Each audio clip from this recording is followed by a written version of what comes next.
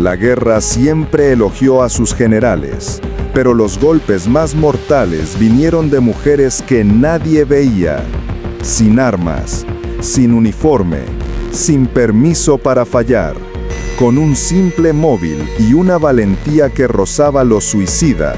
Destruyeron operaciones rusas enteras sin disparar un solo tiro. Y lo más humillante para Moscú, aún no saben cuántas son ni dónde están.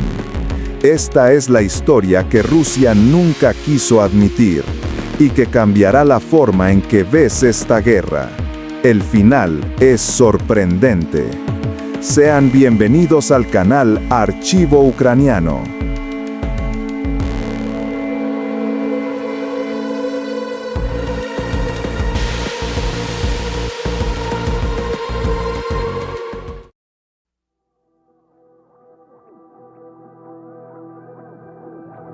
Aún era de madrugada cuando el silencio en los pueblos del este de Ucrania comenzó a romperse como si la propia tierra respirara con miedo. El invierno había dejado un velo blanco sobre los campos, y la niebla densa avanzaba entre las casas como un fantasma lento, ocultando no solo el frío, sino la sensación colectiva de que algo inevitable estaba a punto de ocurrir. Nadie hablaba de ello, pero todos lo sentían. Las ventanas permanecían cerradas, las radios susurraban noticias cada vez más inquietantes y los teléfonos vibraban con mensajes que nadie quería leer. En ese ambiente cargado, mientras los soldados ucranianos reforzaban posiciones y los analistas en Kiev intentaban interpretar los movimientos rusos, un grupo completamente distinto empezaba a formarse en las sombras. Mujeres comunes, mujeres anónimas, mujeres que jamás habían empuñado un arma, pero que pronto demostrarían que la guerra moderna no se gana solo con ejércitos. Todo comenzó con una mujer llamada Lina. A primera vista, nadie habría imaginado que se convertiría en una pieza clave para la resistencia. Tenía 39 años, 2 hijos, un pequeño negocio familiar y una vida que, hasta ese momento, podía considerarse normal. Pero la guerra no pregunta quién está preparado, simplemente llega. Y cuando la primera columna rusa cruzó la frontera cercana, Lina sintió algo que no supo explicar. Una mezcla de rabia, miedo y un impulso visceral de proteger lo suyo. No era soldado, ni espía, ni experta en nada relacionado con la guerra. Era simplemente alguien que se negaba a aceptar que su hogar sería borrado del mapa. Lo que no sabía era que cientos de mujeres en toda Ucrania comenzarían a sentir lo mismo. La historia no comenzó con un disparo, sino con una fotografía borrosa enviada desde el celular de un vecino que huía. Un convoy ruso avanzaba hacia una zona industrial abandonada, un lugar que para la mayoría no tenía importancia. Pero Lina conocía ese sector mejor que muchos militares. Su padre había trabajado allí durante décadas y sabía que bajo esos edificios oxidados había túneles, depósitos y rutas subterráneas que podían ser claves para el avance enemigo. Cuando la imagen llegó al grupo de familias del pueblo, nadie supo qué hacer. Nadie excepto ella. Guardó la foto, respiró hondo y escribió un mensaje que sería el inicio de algo que nadie había previsto. Necesito enviar esto, no puedo quedarme sin hacer nada. Ese mensaje la llevó a contactar, casi por accidente, con uno de los canales de información ciudadana que el ejército ucraniano había comenzado a utilizar. No esperaba una respuesta. Sin embargo, minutos después, su teléfono vibró con una notificación que cambiaría su vida para siempre. Un operador desconocido le pidió coordenadas, detalles, horarios, cualquier cosa que pudiera confirmar lo que había visto. Lina respondió con manos temblorosas, preguntándose si estaba haciendo lo correcto, pero una voz interna insistía en que sí. Y esa decisión, esa pequeña acción que para muchos sería insignificante, terminó retrasando un importante movimiento logístico ruso durante más de 24 horas. El ejército ucraniano pudo reorganizar sus líneas, evacuar civiles y preparar una defensa que, de otro modo, habría sido un desastre. Ese día, sin saberlo, Lina había abierto la puerta a algo mucho más grande que ella misma. Su nombre llegó a oídos de una unidad de inteligencia ucraniana que empezaba a experimentar con un concepto nuevo, una red clandestina de mujeres no combatientes capaces de recopilar información crítica desde las zonas más peligrosas, lugares donde los soldados ucranianos no podían entrar sin levantar sospechas. No era un grupo oficial, no tenía estructura militar, ni uniforme, ni jerarquías claras. Era algo orgánico, fluido, inesperado y tremendamente efectivo. La guerra siguió avanzando, pero también lo hizo la red. Mujeres de todas las edades empezaron a enviar fotos, videos, ubicaciones, movimientos sospechosos, camiones sin identificación, cambios en las patrullas rusas, todo lo que pudiera servir. Al principio, lo hacían por instinto, sin imaginar que sus manos anónimas estaban deteniendo ataques, desviando convoyes o exponiendo unidades enteras. Algunas lo hacían desde sus casas, otras desde sus trabajos, fingiendo normalidad, mientras sus teléfonos escondían el peso de una guerra que dependía, en parte, de su valentía silenciosa. Una de ellas era Katerina, de solo 22 años, estudiante de ingeniería. Cuando su universidad cerró, regresó a su pueblo, ocupado por fuerzas rusas. Allí, rodeada de soldados, comenzó a notar patrones, los nuevos controles, los horarios de patrullaje, los camiones que entraban cargados y salían vacíos, los drones que sobrevolaban zonas aparentemente inútiles. Lo memorizaba todo. Pero a diferencia de otros, Katerina tenía algo que la hacía única, una memoria fotográfica casi perfecta. No necesitaba tomar fotos ni escribir nada, observaba, guardaba la información en su mente y al llegar la noche la reproducía en mensajes precisos que enviaba por canales cifrados.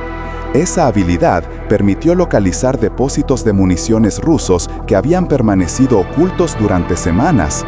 También estaba Sofía, una enfermera de 47 años que trabajaba en un hospital improvisado en un edificio bombardeado. Podría haber evacuado, pero decidió quedarse porque sabía que los civiles la necesitaban. Lo que nadie sabía era que también reportaba discretamente la entrada de soldados rusos heridos, escuchaba conversaciones que ellos creían privadas, reconocía uniformes, insignias, rangos, heridas que solo ciertos tipos de unidades podían tener. Sofía se convirtió en una enciclopedia viviente de inteligencia militar, todo mientras seguía curando a civiles y soldados. El flujo de información creció tanto que la unidad de inteligencia tuvo que crear protocolos especiales para manejarlo. Lo sorprendente era que muchas de estas mujeres ni siquiera se conocían entre sí. Operaban aisladas, cada una en su propio mundo, enfrentando el miedo, la incertidumbre y el riesgo constante de ser descubiertas. Ninguna buscaba reconocimiento, ninguna imaginó que estaría moldeando la guerra desde las sombras. Pero lo estaban haciendo. Y Rusia no tenía ni idea. Mientras tanto, en Kiev, los analistas empezaron a notar algo extraño. Ciertas operaciones rusas estaban fallando con una precisión demasiado perfecta para ser coincidencia. Convoyes que se desviaban justo antes de caer en emboscadas ucranianas. Depósitos destruidos apenas horas después de ser activados. Movimientos secretos que dejaban de ser secretos en cuestión de minutos. Al principio, algunos pensaron que era suerte o un golpe puntual de inteligencia militar. Pero cuando los incidentes se multiplicaron, se dieron cuenta de que había algo más, un patrón, un origen, un flujo de datos tan valioso que no podía provenir solo de satélites, drones o métodos tradicionales. Algo estaba ocurriendo dentro del territorio ocupado, algo que Rusia no conseguía detectar. Lina, Katerina, Sofía y decenas de otras mujeres formaban un rompecabezas invisible que el ejército ucraniano empezaba a comprender. No eran combatientes, no llevaban armas, no tenían formación militar, pero estaban destruyendo operaciones rusas desde dentro, y lo hacían sin que nadie sospechara de ellas. Rusia buscaba espías, saboteadores, comandos especiales, pero jamás imaginó que la mayor amenaza estaría en las manos aparentemente inofensivas de mujeres anónimas, caminando entre ellos, escuchando, observando, memorizando, enviando la información exacta en el momento exacto. Con cada día que pasaba, los riesgos crecían. Los rusos empezaron a desconfiar de todos. Revisaban teléfonos, interrogaban civiles, retenían a cualquiera que pareciera nervioso. Algunas mujeres tuvieron que destruir sus dispositivos, otras aprendieron a fingir mejor que nunca. Lina, por ejemplo, escondía su teléfono dentro de un doble fondo en el cajón de su cocina y enviaba mensajes mientras preparaba sopa para sus hijos, fingiendo que solo revisaba recetas. Caterina dejó de salir a ciertas horas para evitar patrullas sospechosas. Sofía aprendió a guardar información sin mover un solo músculo de su rostro, incluso cuando soldados armados la observaban directamente. Pero a pesar del peligro, ninguna retrocedió, porque entendieron algo que cambiaría la dinámica de la guerra para siempre. No se necesitaba un uniforme para luchar, no se necesitaba un arma para dañar al enemigo, y no se necesitaba ser conocida para cambiar el curso de la historia. Mientras enviaban datos, cada una de ellas luchaba contra el miedo constante de ser descubierta, pero también sabían que cada mensaje podía salvar vidas, detener un ataque, proteger un pueblo. El corazón les latía fuerte, las manos sudaban, la adrenalina las impulsaba, y aunque nadie lo veía, cada una de esas mujeres estaba librando su propia batalla, silenciosa pero feroz. Era solo el comienzo, y lo que venía después sería aún más peligroso, porque pronto estas mujeres no solo recopilarían información, empezarían a influir directamente en operaciones militares, a provocar sabotajes inesperados, a alterar el ritmo de una maquinaria rusa que no entendía cómo estaba siendo expuesta, una y otra vez. Y ahí, en ese punto donde la guerra dejó de ser simplemente una lucha entre ejércitos y se convirtió en un choque entre inteligencia, coraje y astucia, las mujeres anónimas de Ucrania se preparaban para dar un paso que lo cambiaría todo. Si alguna vez hubo un momento en que Rusia podría haber detenido la tormenta que se avecinaba, fue ese, pero ya era demasiado tarde. La guerra avanzaba como un monstruo que nunca descansaba, moviéndose día y noche con un hambre que parecía infinita. Pero, al mismo tiempo que el conflicto se volvía más brutal, más impredecible y más desesperado, la red clandestina de mujeres anónimas empezaba a transformarse en algo mucho más sofisticado que simples ciudadanas enviando información. Lo que comenzó como un impulso instintivo de protección, ahora se estaba convirtiendo en un mecanismo perfectamente afilado, capaz de infiltrarse en operaciones rusas, manipular movimientos, confundir a los comandantes enemigos y, sin que nadie lo notara, torcer el rumbo de combates enteros. Y lo más sorprendente era que nadie les había enseñado cómo hacerlo. No tenían manuales, no tenían entrenamiento formal, solo tenían inteligencia, audacia y una determinación feroz que Rusia jamás imaginó enfrentar. Para el ejército ruso, el fracaso repetido de sus operaciones empezó como una molestia, luego como un misterio y finalmente como una preocupación real. Había algo en el comportamiento del enemigo que no encajaba con los métodos convencionales. Los rusos interceptaban transmisiones ucranianas, vigilaban drones, analizaban movimientos, pero aún así seguían cayendo en trampas. No sabían que la clave estaba en los lugares más cotidianos: mercados, hospitales, estaciones de autobús, pequeños cafés, escuelas abandonadas. Lugares donde las mujeres ucranianas, silenciosas, invisibles, pasaban desapercibidas incluso cuando estaban a centímetros de soldados armados. No había forma de rastrear la inteligencia que enviaban, no había forma de anticipar lo que harían después, y eso hacía que cada minuto fuera una amenaza para Moscú. Mientras tanto, en Kiev, la unidad de inteligencia ucraniana comenzaba a dividir las regiones ocupadas en zonas de observación que dependían casi por completo de estas mujeres. Era una estrategia sin precedentes en la guerra moderna. No eran agentes profesionales, pero tenían algo mucho más valioso. Conocían cada calle, cada terreno, cada almacén, cada fábrica abandonada. Sabían cómo se movía la vida en su propio pueblo, y cuando algo cambiaba, lo percibían de inmediato. No había satélite en el mundo capaz de detectar esos detalles. Y fueron esos detalles los que poco a poco empezaron a crear un mapa invisible que Ucrania utilizó para desmantelar operaciones enteras. Lina fue una de las primeras en notar ese cambio. Después de haber enviado la foto del convoy ruso en la parte 1, se convirtió en un punto de referencia para su zona. Cada día al despertar, lo primero que hacía era mirar por la ventana, estudiar el movimiento de vehículos, escuchar conversaciones entre soldados que se alojaban en la antigua fábrica cerca de su casa. Sus hijos creían que solo estaba estresada por la guerra, pero en realidad, Lina estaba analizando cada gesto, cada turno de guardia, cada camión que entraba y salía. Y cuanto más observaba, más se daba cuenta de que podía predecir los comportamientos rusos antes incluso de que ocurrieran. Un día, mientras barría el frente de su casa, vio a 2 oficiales rusos caminar hacia la fábrica, hablando en voz baja pero con expresión preocupada. No pudo escuchar las palabras exactas, pero sí notó algo que pocos habrían percibido: la manera en que señalaban al cielo, como si esperaran un ataque. Esa pequeña observación desencadenó una cadena de eventos que nadie imaginó. Lina envió un mensaje discreto, fingiendo mandar un audio de voz a una amiga, pero en realidad informando que los rusos parecían prepararse para un ataque aéreo o de drones. Minutos después, la inteligencia ucraniana conectó esa pista con otras informaciones de diferentes zonas. Lo que Lina vio fue suficiente para que Ucrania retrasara un ataque de drones planificado.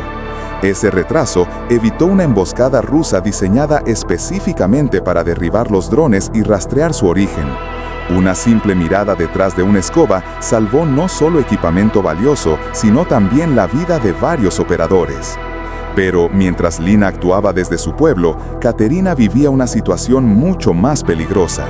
El pueblo en el que estaba, bajo ocupación total, se había convertido en un centro logístico ruso. Camiones entraban y salían constantemente, patrullas revisaban casas al azar y los civiles vivían bajo una sospecha permanente. Lo que los rusos no sabían era que Katerina había memorizado cada movimiento como si fuera un algoritmo en su mente. Sin tomar notas, sin sacar fotos, sin levantar sospechas, reconstruía mentalmente mapas completos de rutas secretas. Cada noche se comunicaba con un operador ucraniano que a veces le pedía repetir 3, 4 o 5 veces los mismos detalles, impresionado por su precisión. Una noche de tormenta, cuando el viento soplaba tan fuerte que los árboles parecían llorar, Katerina observó algo inusual desde la ventana de su habitación. Camiones entrando en la fábrica del lado este sin luces, custodiados por soldados con armas largas. Lo que más llamó su atención fue que los soldados parecían nerviosos, casi paranoicos, como si estuvieran protegiendo algo extremadamente valioso. No pudo ver qué descargaban, pero sí escuchó un ruido metálico muy particular, uno que recordaba haber oído en videos militares sobre sistemas de defensa aérea. Esa sospecha la atormentó durante horas. Finalmente, cuando todos dormían o fingían dormir, envió la información a Kiev. 3 días después, Ucrania destruyó aquel depósito con un ataque quirúrgico que se volvió famoso en los círculos militares, un almacén que albergaba misiles de corto alcance que Rusia planeaba usar contra varias ciudades. Nadie supo cómo se descubrió esa ubicación. Nadie supo que la clave fue una estudiante encerrada en su casa, escuchando el sonido del metal bajo la lluvia. Sofía, por otro lado, vivía cada día con la muerte respirando en su cuello. El hospital improvisado donde trabajaba estaba repleto de civiles heridos y soldados rusos que llegaban en condiciones deplorables. Ella debía tratarlos a todos, no tenía elección. Pero mientras vendaba heridas, limpiaba sangre o aplicaba inyecciones, escuchaba conversaciones que los soldados creían inofensivas. Aprendió a descifrar la jerga militar rusa, a identificar rangos, a entender qué significaban ciertas heridas específicas. Por ejemplo, cuando notó que muchos soldados llegaban con quemaduras químicas en las manos, dedujo que estaban manipulando minas o artefactos explosivos. Cuando observó que varios tenían fragmentos metálicos idénticos en las piernas, entendió que habían pasado por zonas donde Ucrania había colocado trampas improvisadas. Pero un día ocurrió algo distinto. Un grupo de soldados rusos llegó con heridas leves, riendo y hablando como si nada hubiera pasado. Entre bromas, mencionaron el Bosque Negro, una zona donde, según ellos, se había instalado una nueva base camuflada. Ninguno dio coordenadas exactas, pero mencionaron un río cercano, una colina y un viejo puente destruido. Sofía memorizó cada palabra. Esa noche, cuando salió del hospital, sus manos temblaban. No sabía si debía arriesgarse a enviar la información. Si los rusos la atrapaban, no habría piedad. Pero decidió hacerlo, porque sabía que quedarse callada podía costar más vidas. Ucrania cruzó la información con imágenes de drones. Había indicios, pero nada concluyente.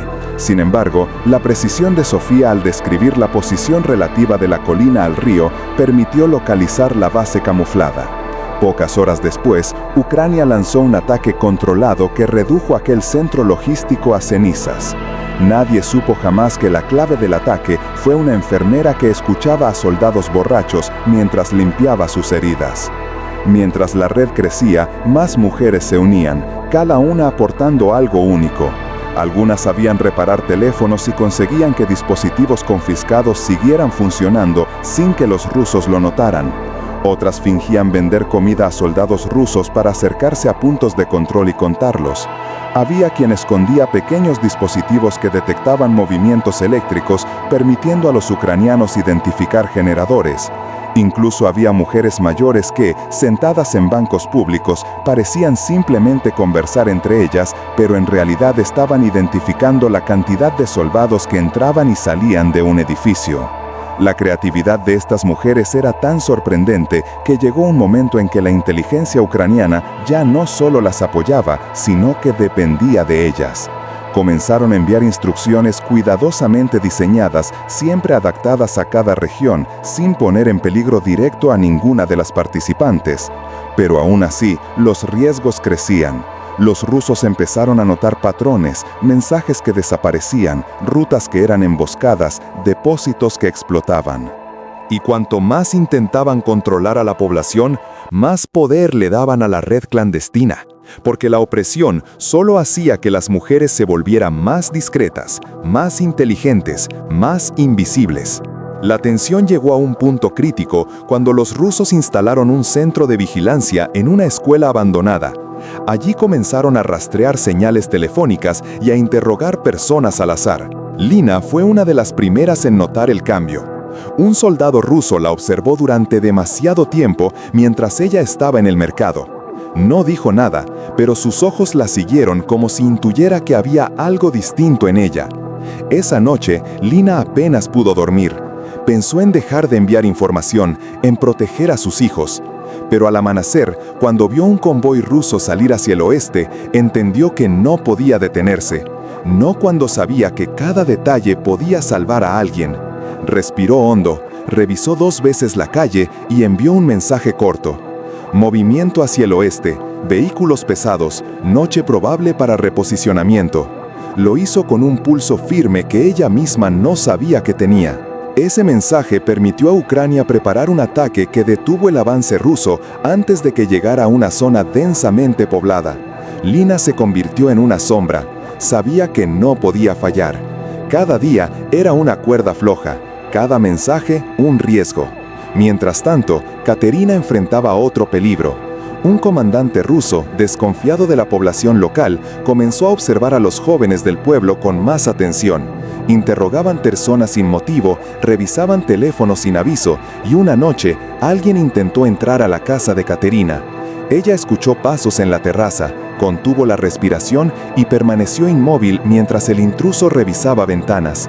No encontraron nada, pero Katerina supo que su tiempo se agotaba. Si quería seguir ayudando, debía cambiar su método. Así que creó un hábito. Salía a caminar todos los días al atardecer como si necesitara despejar la mente. Lo que nadie sabía era que esos paseos se convirtieron en momentos clave para observar movimientos rusos sin levantar sospechas.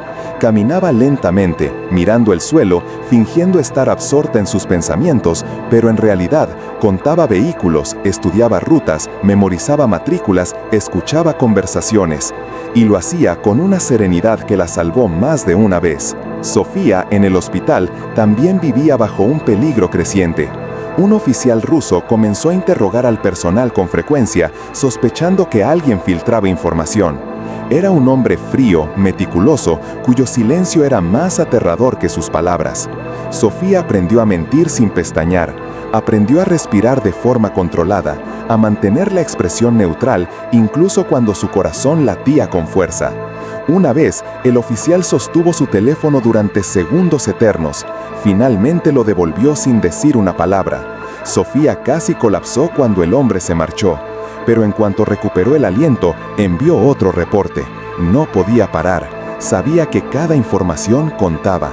A medida que las operaciones ucranianas comenzaban a depender más y más de estas mujeres, algo inesperado empezó a ocurrir. Algunas comenzaron a coordinar pequeños actos de sabotaje. Nada que revelara su identidad, pero suficiente para retrasar movimientos rusos. Una mujer colocaba clavos en una carretera secundaria para pinchar neumáticos de vehículos militares. Otra abría la válvula de agua de un depósito ruso durante la madrugada, inundando parte del almacén. Alguien más colocaba señales de tránsito falsas que redirigían convoyes enteros hacia caminos embarrados. Eran actos simples, invisibles, ejecutados con la clase de inteligencia que no se aprende en ningún manual militar. Y aún así, Rusia comenzaba a sentir las consecuencias. Operaciones que deberían durar horas pasaban a durar días. Planes cuidadosamente diseñados se desmoronaban por detalles insignificantes. Equipos enteros se retrasaban por accidentes inexplicables. Y en un conflicto donde cada hora importaba, ese tipo de sabotaje silencioso se convertía en un arma devastadora. Una de las mayores victorias de esta red femenina ocurrió cuando descubrieron una operación rusa conocida internamente como Tormenta Gris. Aunque los rusos intentaban mantenerla en secreto, algunos movimientos delataban la preparación de un ataque masivo coordinado. Fue Sofía quien primero captó fragmentos de conversaciones extrañas en el hospital. Después, Lina vio un aumento del tráfico militar pesado hacia una zona montañosa. Y Katerina notó que los rusos empezaban a retirar municiones de ciertos depósitos para trasladarlas a un lugar desconocido. Cada una tenía solo una pieza del rompecabezas, pero cuando enviaron la información, la inteligencia ucraniana pudo unirlas. Descubrieron que Rusia planeaba un ataque simultáneo contra varias posiciones estratégicas, utilizando unidades especiales. Ese ataque, de haber funcionado, habría destrozado líneas ucranianas y causado miles de bajas, pero no funcionó. Porque estas mujeres, sin conocerse entre sí, sin coordinarse directamente, habían logrado destruir la operación desde dentro. A partir de ese momento, los rusos comenzaron a enfrentar a un enemigo que nunca habían imaginado. Mujeres sin armas, sin entrenamiento, sin nombres conocidos, pero con una precisión y un coraje capaces de alterar una guerra entera. Una red invisible, un fantasma que caminaba entre ellos sin que lo percibieran. Y lo que estaba por venir sería aún más peligroso.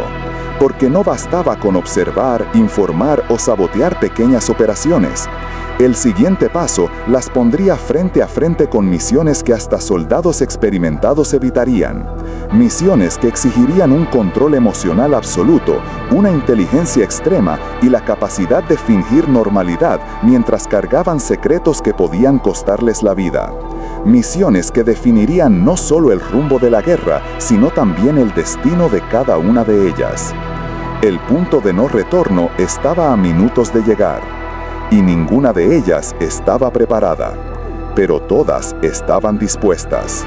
Cuando el amanecer finalmente tocó la parte superior de los edificios destruidos de Avdiivka, trayendo ese brillo frío y metálico que parecía convertir todo en una fotografía congelada, las mujeres que habían operado en las sombras durante tanto tiempo sabían que la fase final de su misión estaba a punto de comenzar. Lo que empezó como pequeños ataques aislados, silenciosos, escondidos bajo el polvo de las ciudades ocupadas, ahora se transformaba en algo mucho mayor, algo que ni siquiera los comandantes ucranianos habían previsto con claridad. Era el momento en que la red de mujeres anónimas, sabotadoras, informantes, infiltradas, francotiradoras ocultas, falsas colaboradoras y especialistas en logística, dejaría de ser un conjunto de acciones individuales para convertirse en una fuerza coordinada, capaz de derribar operaciones enteras del ejército ruso. Pero antes de que ese desenlace pudiera ocurrir, quedaba un último obstáculo, el más peligroso de todos, el descubrimiento. Porque las unidades de contrainteligencia rusas, irritadas y humilladas por los golpes inexplicables que venían recibiendo, por fin empezaban a darse cuenta de que había algo demasiado extraño, demasiado preciso, demasiado sincronizado como para ser coincidencia. Y como siempre ocurre en guerras asimétricas, cuando el enemigo no sabe exactamente dónde está el fantasma, empieza a disparar contra todas las sombras con la esperanza de acertar alguna. Fue en ese punto cuando la historia alcanzó una tensión que pocas personas fuera de Ucrania conocen. En las 2 semanas previas a los grandes ataques coordinados, decenas de rusos desaparecieron misteriosamente de sus puestos avanzados. Algunos fueron encontrados atados después de ingerir alimentos alterados, otros simplemente se esfumaron mientras caminaban solos por las afueras de los pueblos. Eso hizo que un rumor peligroso se extendiera entre las tropas de ocupación, diciendo que las mujeres de Ucrania estaban malditas, o que no eran civiles, sino brujas que trabajaban para el SBU. El miedo irracional empezaba a reemplazar la disciplina militar, y eso era exactamente lo que la red necesitaba. Pero no era solo miedo, también era desconfianza.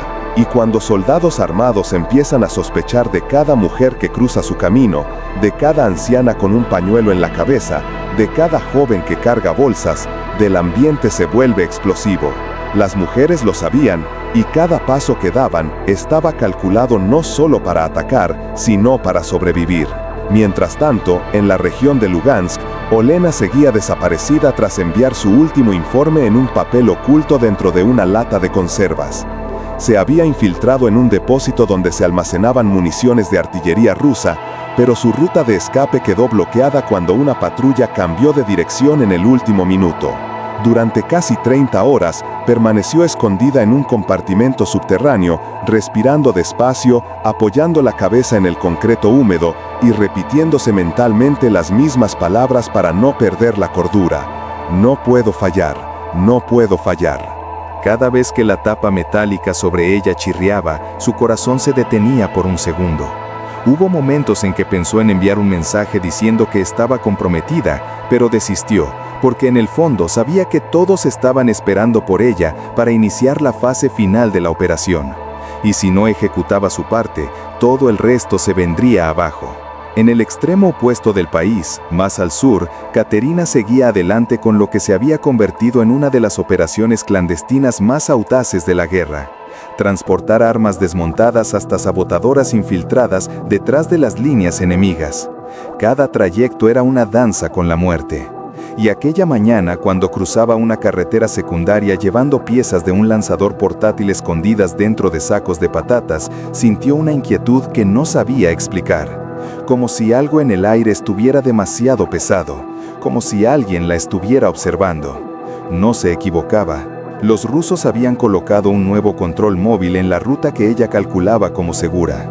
Uno de esos controles que no aparecen en ningún mapa, que cambian de lugar cada pocas horas. Y cuando dobló la curva y vio los uniformes verde oscuro en medio del camino, sintió que el tiempo se ralentizaba. Intentó actuar con naturalidad, como una agricultora local, pero cuando uno de los soldados tomó uno de los sacos y notó que pesaba más de lo normal, sus ojos se entrecerraron. Katerina sonrió, era su único recurso.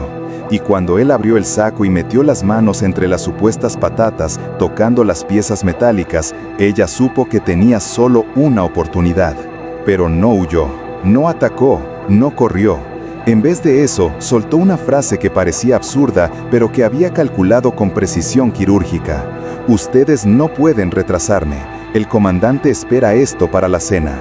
Los soldados se miraron durante 2 segundos que parecieron una eternidad. En la guerra, nadie quiere ser responsable de retrasar a un superior, aunque sea por paranoia, superstición o confusión. Y al dudar solo un instante, Katerina subió de nuevo a la camioneta y aceleró antes de que decidieran hacer más preguntas. Cuando escuchamos historias así, parecen imposibles, pero la verdad es que en la guerra, el miedo a la jerarquía es tan fuerte como el miedo a la muerte. Aquel momento sería crucial, porque esas piezas terminarían siendo usadas para derribar uno de los sistemas rusos que coordinaba drones en la región. Era una pieza pequeña en un tablero gigante, pero las guerras se ganan con piezas pequeñas. Mientras tanto, en el oeste de Ucrania, Irina y su grupo de comunicación clandestina reunían toda la información enviada por la red.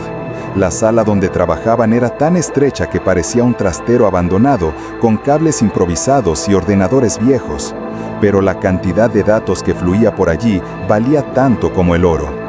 Fotografías tomadas por mujeres que fingían trabajar en cocinas de bases militares, grabaciones hechas escondiendo teléfonos dentro de abrigos. Coordenadas apuntadas en pedazos de papel. Todo era filtrado, organizado, cruzado y convertido en datos precisos. Y cuando una posición estaba confirmada al 100%, era enviada a una unidad de artillería ucraniana.